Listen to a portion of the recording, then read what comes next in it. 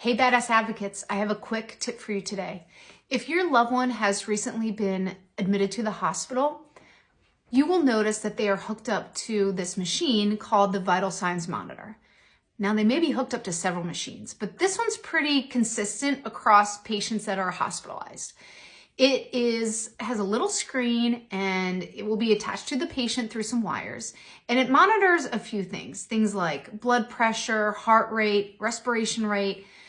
Okay, so my tip to you is to familiarize yourself with this machine and what the numbers are, what they mean, but also what your loved one's ideal ranges are for each of those things.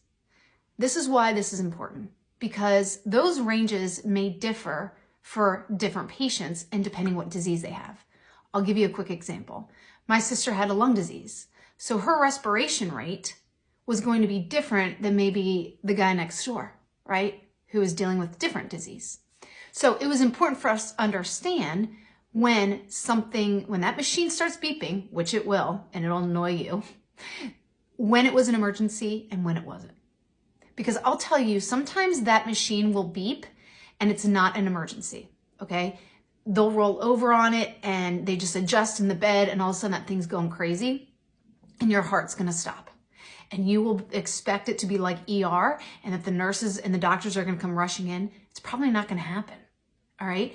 And now they're monitoring it at the nurse's station, but still, sometimes they know it's not an emergency, but you think you're freaking out. What is going on? So do yourself a favor, familiarize yourself with the machine, with the numbers, with your loved one's ideal numbers, and just ask the nurse to walk you through it. He or she will be happy to do it.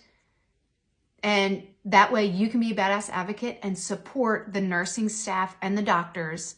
And then if it is a true emergency and no one's coming for some reason, it happened to me once and I had a true heart attack, then you know when to run and get help. And you also know when not to freak out and you can relax and just adjust your loved one's arm, okay?